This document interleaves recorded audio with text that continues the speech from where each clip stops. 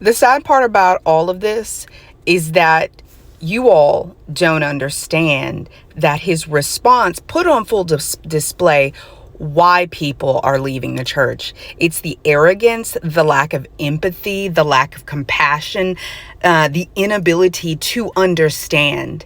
Deconstruction is not a threat to Christianity. Deconstruction has always been a fundamental part of the Christian experience. A person, when they become a Christian, is deconstructing out of their ideology all of the things their parents taught them and the world taught them, and even the previous ministers or faith systems that they were in, and they are deconstructing all of that, understanding what they believe, why they believe it, where it came from, and you undergo a process of critical thinking that drives you to then go and look at and evaluate your life based on Christian principles. And then you then go in and reconstruct or construct a life based on biblical principles. The fact that Christians or people who call themselves Christians don't understand that is wild. And it really it speaks to the fact that you all are cultists.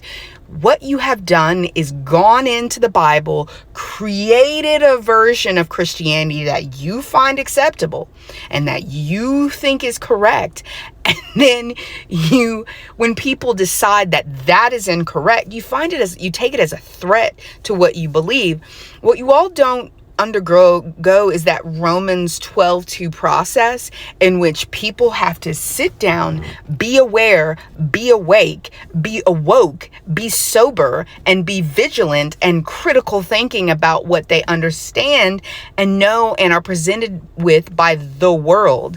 Paul talks about that process in Romans 12:2, and he's exhorting you all to renew your mind thousands of years ago and to not be conformed to the world. What you all are is conformed to the world. You have accepted a certain kind of Christianity. You've constructed it.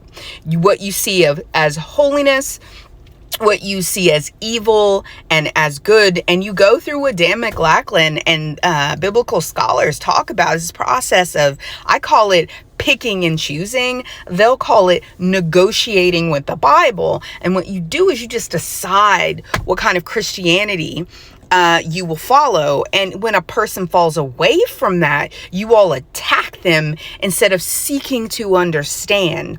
He could have taken this in a direction of encouraging her to be a person who is discerning and who goes out and doesn't give up on your belief system, but a person who then deconstructs out of what she was taught by that person, her mega pastor, and then goes and finds what she feels is authentic Christianity. The problem with Christianity is that Christianity was never the point. It's the oddest thing that you all don't believe or understand about your faith system, is that it is something that was constructed by men.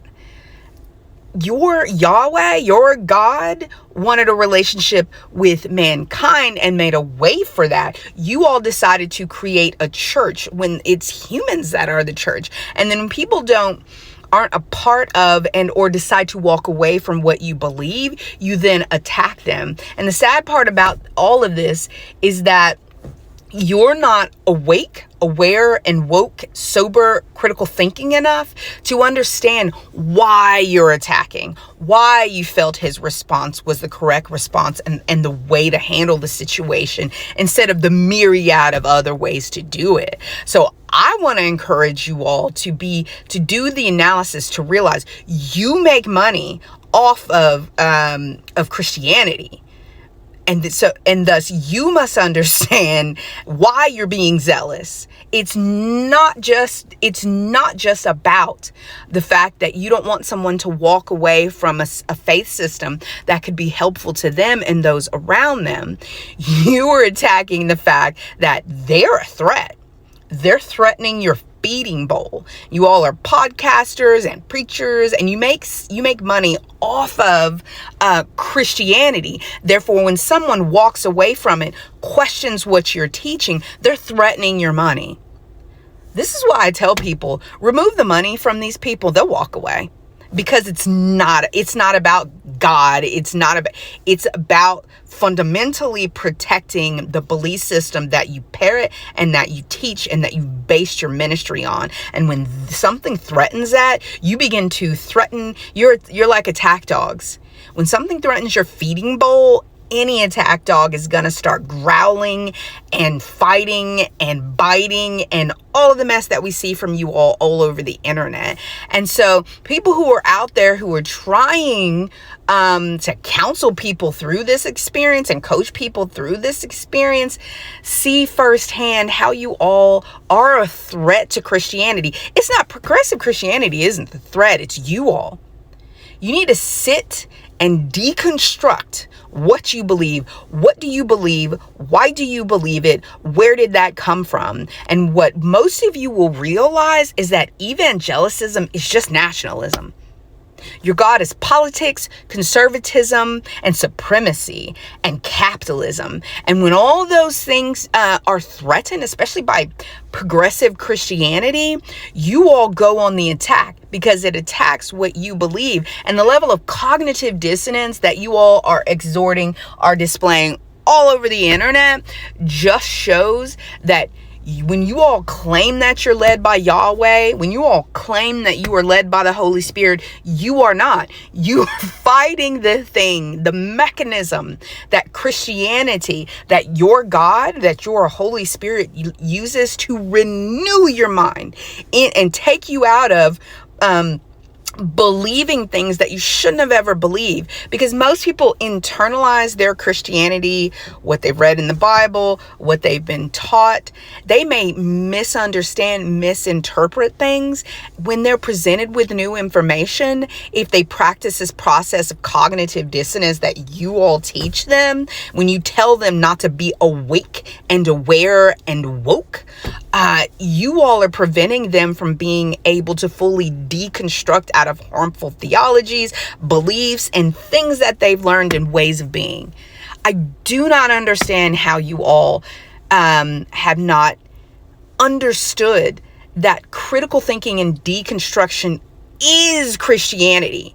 And if you do not and are not able to practice that, you're never going to be able to change, realize who you are, what you all are, get the therapy that you need, listen to biblical principles, integrate that into your life, and to deconstruct out of harmful ways of being.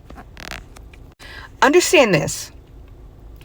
You're threatened by the fact that the world is changing. Okay. And when people aren't coming into your churches and they aren't practicing Christianity in the way you think it should be practiced, and then the money's not coming in, you all freak out and you attack. You need to deconstruct out of that way of thinking. That is harmful to the forward and progress of Christianity in the earth. And what you should be teaching people is that their Christianity is personal, and that their relationship with God is personal, and that process is to be with themselves and their exploration of what they're of Yahweh, Yeshua, etc. Instead of looking at the wounded, looking at the hurt, looking at the concerned, looking at people who are deconstructing, detangling, and trying to think critically about what they believe, and trying to get the supremacy, the racism, the stupidity, the cultic ways of being, which you guys have taught them through a process of indoctrination and fear-based Christianity, instead of tearing and biting at them and making them feel bad about the process. You tell them to go on a journey. Go on the journey of looking at what you believe, why you believe it, and leave them alone.